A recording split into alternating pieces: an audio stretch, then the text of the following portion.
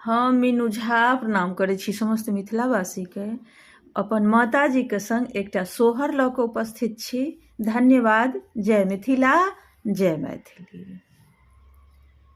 पिया चलल परदेश की ओरो, दूर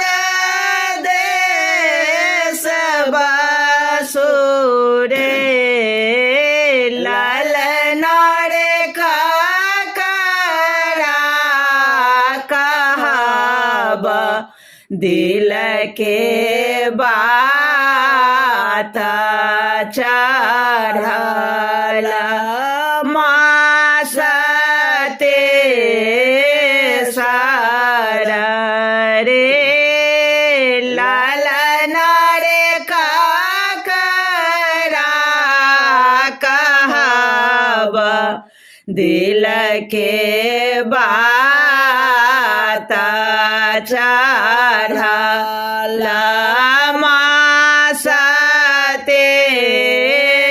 सर रे, सासु चलल नैहर, ननदे बसु सासुर रे, ललना रे घरबा में देरा नादान चढ़ल मास चारे मारे, बाट रे बटोहिया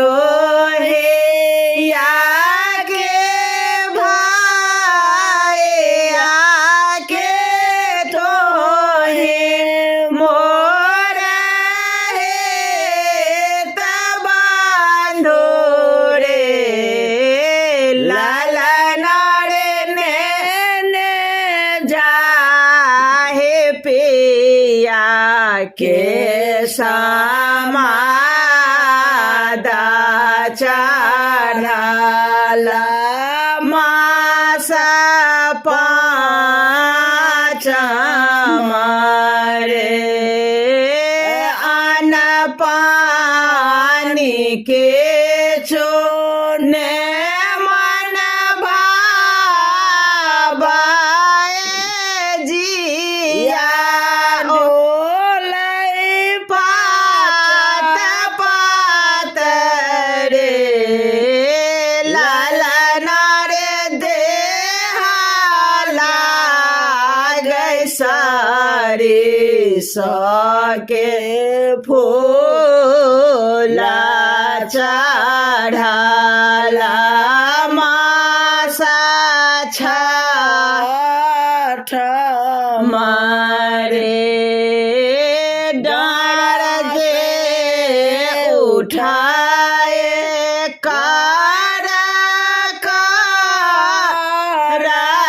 के देहा कापै थर थर रे, ललना रे उत्पन्न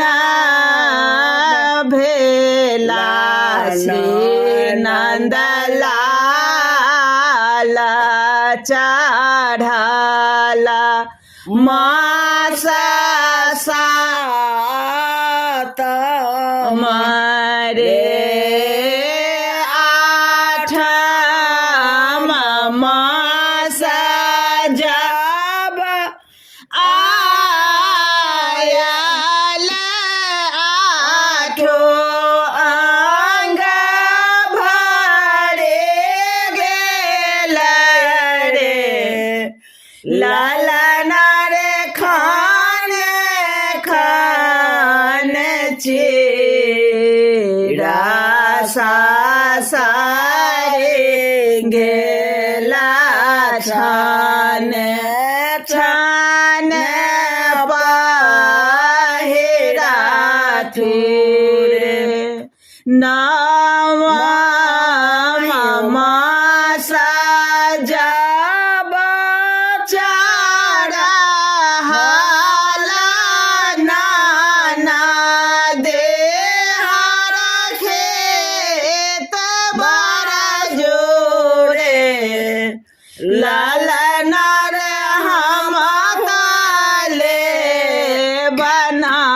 के बेसारिया